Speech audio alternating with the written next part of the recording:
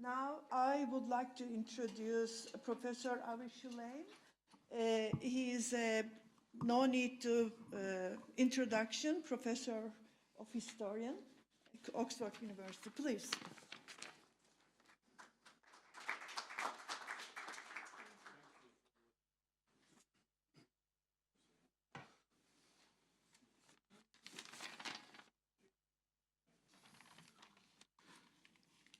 Noam Chomsky observed that settler colonialism is the most extreme and vicious form of imperialism.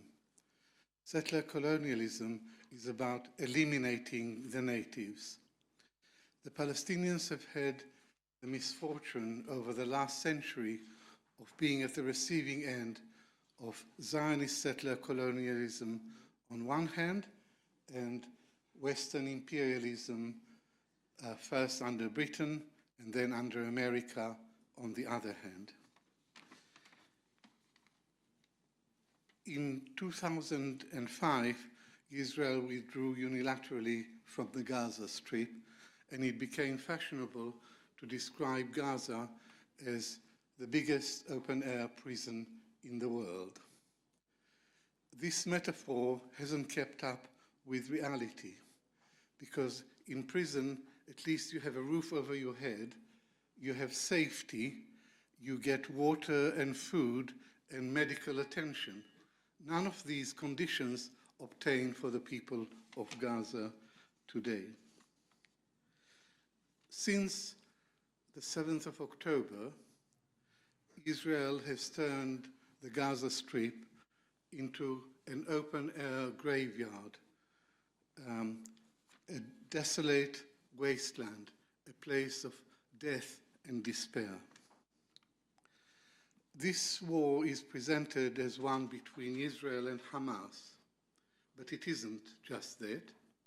In a broader sense, it's a war between Israel and America against the people of Gaza, against the Palestinian people, and in a broader sense, against the Palestinian national movement. After the first Israeli assault on Gaza in 2008, Operation Cast Lead, the Goldstone report concluded that this cast lead was not just directed at Hamas. In a broader sense, it was an attack on the whole people, the civilian population of Gaza. It was, quote, a deliberately disproportionate use of force to punish, humiliate, and terrorize the people of Gaza. By my count, this is the 8th Israeli military offensive in Gaza, but it is by far the most destructive, the bloodiest, and the most lethal. And the death toll so far already exceeds the total of the casualties in all previous 7 attacks on Gaza.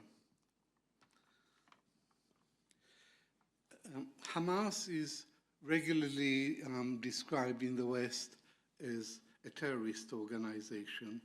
Israeli leaders increasingly identify it and compare it with ISIS. But it has to be remembered that in January 2006, Hamas won a fair and free election and won an absolute majority and proceeded to form a government. That government offered Israel negotiations on a long-term ceasefire. Israel refused to negotiate.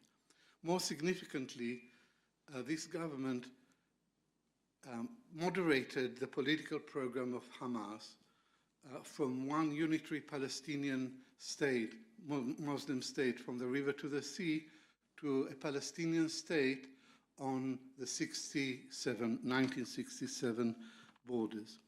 Israel refused to recognize the Hamas government, and the Western powers, the United States and the European Union, to their eternal shame, joined with Israel in refusing to recognize this democratically elected government and in resorting to economic warfare to undermine it. In 2007, Hamas and Fatah formed a national unity government. My friend Mustafa Barghouti was the Minister of Information in that government. This was a moderate government which once again offered Israel negotiations on a long-term ceasefire. Once again, Israel refused to negotiate, and its Western powers backed it in this refusal. And then, as we know from the Palestine papers, there was a plot to drive Hamas out of power. The participants in this plot were Israel, Fatah, America, and military intelligence. They formed a secret committee, the Gaza Committee, whose purpose was to isolate, weaken, and then drive Hamas out of power. America and Israel armed and encouraged Fatah to mount a coup against Hamas. And Hamas, in June 2007, to preempt the Fatah coup, seized power in Gaza. After the Hamas seizure of power in Gaza, Israel imposed a blockade, which is a form of collective punishment prescribed by international law. And this vicious blockade has been in force for the last 16 years.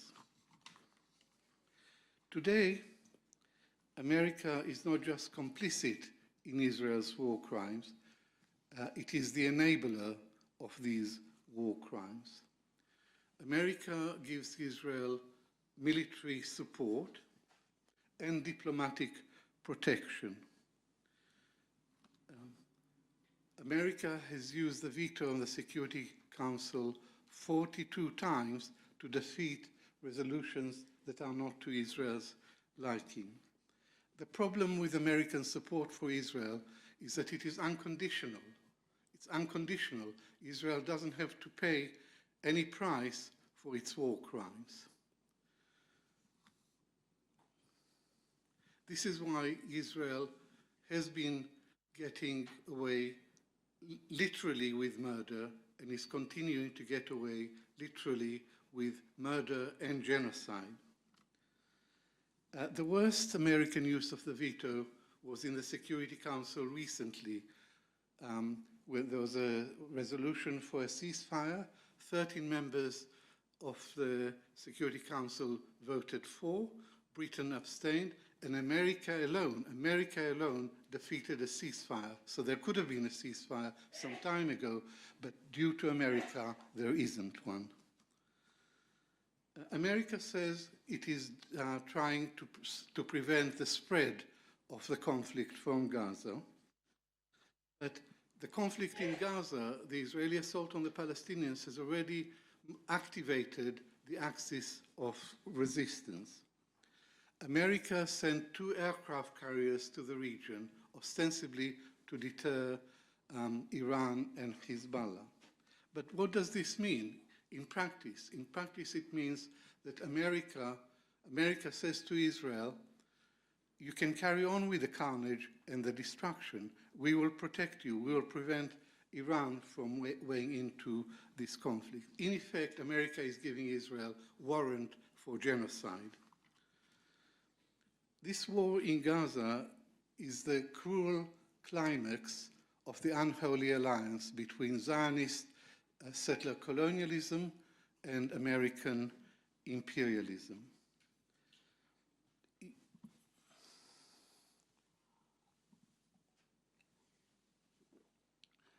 You may have noticed on the list of speakers that I appear as Abraham Shlaim. Abraham is my real name. Avi is the calling name. But for the absence of doubt, I want to make it clear that the Abraham Accords are not named after me. In fact, I strongly oppose the Abraham Accords because they are not peace agreements between democratic societies. They are transactional agreements between authoritarian Arab rulers and an apartheid state. As far as the Arab signatories of the Abraham Agreements are concerned, this amounts to a stab in the back to the Palestinians. I would like to end on a personal note, if I may. I'm an Arab Jew. I was born in Baghdad and I grew up in Israel. My Iraqi birth certificate gives my name, my first name is Ibrahim. So I am the real Ibrahim al-Baghdadi. The other chap is a fake.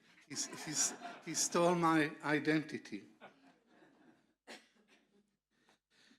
I'm proud of my Arab heritage, and I'm equally proud of my Jewish heritage. The three pillars of Judaism are truth, justice, and peace. The Netanyahu government is the opposite of these core Jewish values.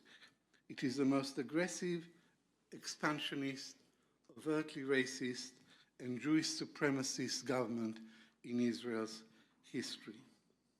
The essence of Judaism is non-violence. The present government is the antithesis of this essence. As a Jew and an Israeli, I therefore feel that I have a moral duty to denounce Zionist settler colonialism and American imperialism, and to stand by the Palestinians in their anti-colonial struggle, in their just struggle to live in peace and dignity on their own land. Thank you for listening.